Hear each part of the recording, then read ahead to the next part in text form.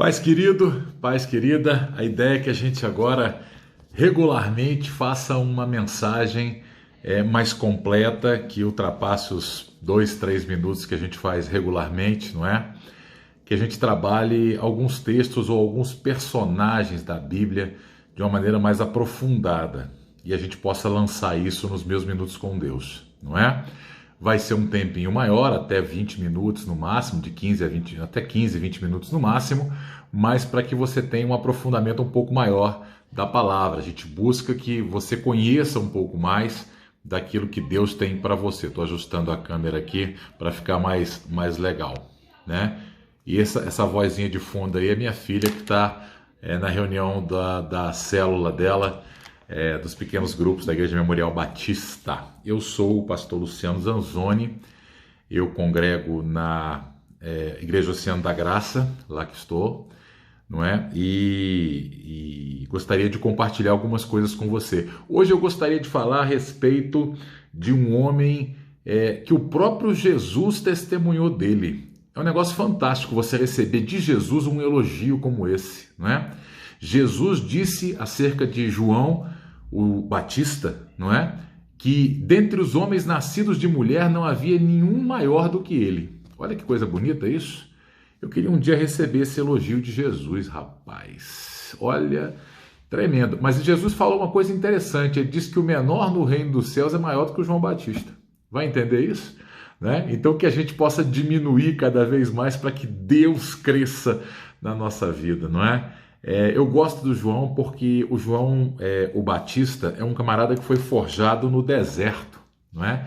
É um cara que foi forjado na dureza da vida, né? Nascido meses antes de Jesus, ele é meses mais velho que Jesus, não é? Ele não se furtou em ser apenas uma escada para que o Senhor pudesse subir. Ele não se furtou em ser apenas um instrumento que anunciaria alguém que seria maior do que ele. Como seria bom se a humanidade de hoje em dia tivesse esse tipo de humildade verdadeira que João tinha, não é? O Evangelho de João fala muito sobre ele no capítulo 1 e diz que ele dizia o seguinte: olha, eu sou a voz do que clama no deserto, não é? Eu gosto dessa definição, rapaz. Eu não sou o que clama, eu sou a voz dele, não é? Eu sou aquele que usa um instrumento, eu uso a água para batizar, mas esse instrumento ele só simboliza o que vai vir depois, né? O que vai vir depois de mim, ele vai realmente purificar a vida das pessoas. O meu simboliza a purificação. O batismo de João nos ensina que a água simboliza a purificação, mas Jesus não, Jesus verdadeiramente purificava, não é? E João se colocou abaixo de um escravo diante de Jesus, porque ele disse: olha, eu não sou digno de desatar a correia da sua alparca, da sua sandália, não é? E quem fazia isso na época das pessoas que tinham mais condição, quem desatava as correias das sandálias eram os escravos. Pois João se disse o seguinte: olha, eu não tenho condição nem de fazer isso, eu sou menor do que um servo, do que um escravo diante desse homem. E é interessante que a Bíblia fala e se refere a João, e ele mesmo fala um texto, né, do livro do profeta Isaías. Ele diz o seguinte: olha, endireitai o caminho do Senhor, não é? Esse trecho, endireitai o caminho do Senhor, dá bem a dimensão exata do ministério desse homem. Porque, na verdade, os reis e aquelas pessoas importantes, os governantes daquela época, quando iam a algum lugar, mandavam seus engenheiros na frente para pavimentar as estradas para que pudessem passar. Ou seja, iam pessoas à frente dos reis, antes deles passarem, para ver e certificar-se de que o caminho estava aplainado o suficiente para que o rei pudesse transitar por ali. E aí você traz isso nesse conceito espiritual para a vida do João, o Batista, não é? Esse camarada é batista porque batizava, não é? Esse camarada, ele aparece na Bíblia indo na frente do rei, para poder aplainar os caminhos, para endireitar as veredas, para chamar o povo ao arrependimento, para dizer que vinha alguém muito maior do que ele. E olha que ele era um camarada respeitado na época dele. As pessoas o ouviam, as pessoas iam até ele para serem batizadas. Ele era um camarada que inspirava um certo receio da classe religiosa da época, não é? E João sabia da sua missão. Eu fico tentando trazer para mim mesmo aqui e para nós, para a nossa reflexão. Você sabe qual é a sua missão? Você sabe para que Deus te chamou? Você sabe qual é a função que você tem aqui na Terra? Eu gostaria muito que todo crente soubesse para que está aqui. Deixa eu te dizer um negócio, você não veio aqui a passeio. Você veio aqui para fazer algo para Deus. Você já descobriu o que você tem que fazer? E se você já descobriu, eu vou além disso, você faz com excelência, porque esse que eu estou falando dele aqui hoje, o João, ele fazia com excelência. João era um homem que colocou a alma naquilo que fazia.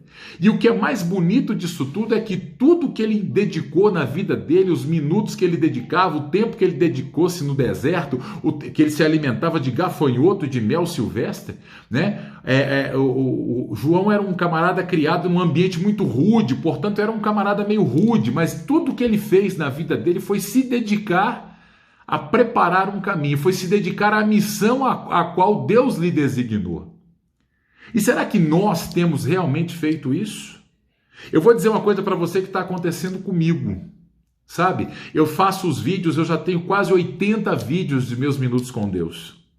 Acho que hoje eu fiz 78 com o de hoje, que foi sobre graça, não é?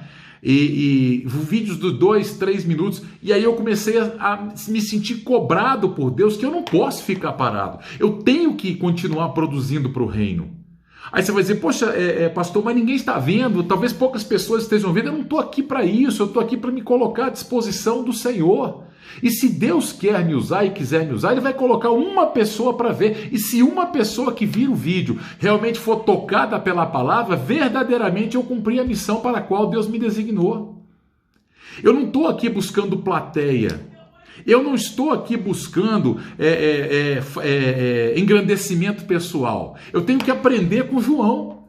João era um camarada que pensava primeiro no reino de Deus, naquilo que viria através do próprio Filho de Deus que viria depois dele. E aí, nós temos buscado primeiro o reino? Nós temos buscado a vontade do reino? Do rei, nós temos buscado os desígnios do reino para a nossa vida, nós temos buscado os objetivos que o rei traça para a nossa vida, ou nós temos buscado os nossos próprios objetivos? E aí eu estava parando aí, pensando, olha, quer saber? Eu vou fazer uma coisa mais demorada, que a gente possa trabalhar mais profundamente os textos da Bíblia. Não é? E aí você começa a entender, por exemplo, essa necessidade que a gente tem, e é uma coisa que todo mundo tem que fazer, de se autodefinir, né? As pessoas chegam para João, né, os enviados lá do Sinédrio, chegam para João e dizem o seguinte, olha, o que é que você diz de você mesmo? Primeiro perguntam quem ele é. Ele fala, não sou Elias, eu não sou o Cristo. Não. E aí eles perguntam, o que é que você é então? O que é que você fala de você mesmo? Se perguntassem para você, o que é que você diz de você mesmo? O que você responderia? Eu sou um covarde? Eu sou um acomodado? Eu sou alguém que está disposto a ser usado por Deus? Eu sou alguém que quer ser instrumento de Deus? Você responderia isso? Eu sou alguém que se deixa usar por Deus a hora que Ele quiser? Eu sou alguém que quer estar disponível para Deus o tempo todo? Você responderia isso? Ou você responderia, eu sou alguém que foge da responsabilidade que Deus me designou porque eu não quero ficar mal com as pessoas? Ou você responderia, eu sou alguém que não fala o que Deus manda falar porque eu não quero ser queimado pela sociedade atual que já pensa muito diferente daquela sociedade daquela época de Jesus e tudo mais. Hoje as coisas evoluíram, hoje as coisas mudaram. Usa a internet, poxa. Grava uma mensagem. Deixa Deus usar você. Agora, deixa eu dizer uma coisa. Você tem que estar preparado para as consequências. Você quer que Deus te use? então vai ter consequências. Você acha que vai ser assim? Fácil desse jeito? O próprio Jesus falou que aquele que vier após ele tem que tomar a sua cruz e segui-lo. Quem falou que vai ser fácil? Eu vi o pastor Billy Graham falar uma vez, olha, aquele que segue a Jesus tem que se preparar para ser crucificado. Não é fácil. Não é fácil. E aí, se Deus perguntasse para você agora, o que você diz de você mesmo? O que você responderia? Não vou levar em consideração aqueles que foram entrevistar João Batista, mas se Deus perguntasse para você, o que você diz de você mesmo? Eu aprendi uma coisa interessante. Deus sabe de todas as respostas e às vezes ele faz algumas perguntas na Bíblia. Eu estive num culto ontem e aí foi lida uma passagem acerca daquele homem que estava há 38 anos enfermo na beira de um tanque. E Jesus vira para ele e fala assim, você quer ficar são? É claro que ele quer ficar são. E aí eu quero tentar entender o seguinte, por que se Jesus sabe a resposta, por que ele faz a pergunta? Eu aprendi o seguinte, Jesus faz a pergunta porque ele quer que nós aprendamos com a resposta. Portanto, se Jesus te perguntasse hoje, quem é você? O que você diz de você mesmo? O que você responderia? Eu espero que você reflita sobre isso e saiba que para os Joões, para os diversos Joões que existem como eu e você, sempre vai haver uma missão. A gente precisa se dispor. A gente precisa se colocar à disposição de Deus. A gente precisa deixar Deus trabalhar em nós. E se Deus trabalha em mim e em você, verdadeiramente Ele, como oleiro que consegue moldar-nos, nós que somos os vasos. E Ele só vai encher vaso que Ele coloca a mão. Jesus só enche vaso que Ele bota a mão. Então deixa Deus trabalhar na sua vida.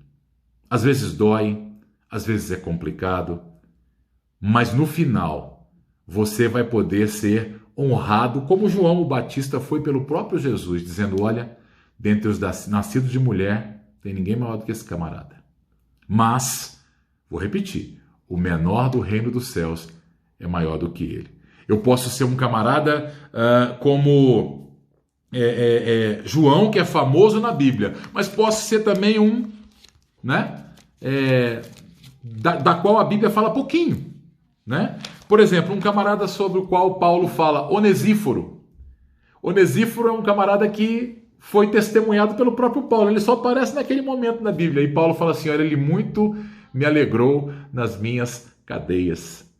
É um camarada que não tem grandes textos falando sobre ele na Bíblia, mas ele está lá. Ele está lá porque ele alegrou um servo de Deus, porque ele foi instrumento de Deus para um homem de Deus. Que eu possa alegrar de qualquer maneira a vida de alguém, sendo instrumento de Deus para alguém. Que eu possa ser um Onesíforo, mas se Deus não quiser, que eu possa ser um João. O importante é que Deus me coloque no lugar certo e eu esteja no lugar onde Deus quer. João sabia do seu lugar. Ele era só um precursor. Ele era uma trombeta soando. Olha, vem alguém aí. Ei, a minha voz não vai se calar. Vem alguém aí e já está entre nós e o nome dele é Emanuel e ele quer trabalhar na minha vida e na sua vida. Vamos deixar? Vamos deixar Deus fazer? Vamos deixar Deus trabalhar? Com certeza a gente vai viver o melhor de Deus nesses dias. Não vai ser fácil, luta a gente vai ter, mas a gente não vai passar sozinho. Porque a gente vai estar no meio da prova. Servir a Deus tem que levar a cruz nas costas. Mas Ele vai estar conosco todos os dias até a consumação dos séculos. Por isso que Ele é Emanuel. E é por isso que Ele comissionou aqueles que vão em nome dEle. Que eu possa ir, que você possa ir e que a gente possa entender a boa, perfeita e agradável vontade de Deus para nós. E aí, o que tu dizes de você mesmo? Talvez o conceito não seja tão agradável até para você, mas nunca é tarde para deixar Deus colocar a mão dele na nossa vida e nos moldar como Ele quer que nós sejamos. Amém? Que você possa guardar essa palavra, você que teve a paciência de me ouvir até agora, e que você saiba que há um Deus no céu que te chamou para fazer diferença nesta geração. Deus chamou e conta com você para fazer diferença nessa geração. Deus te abençoe.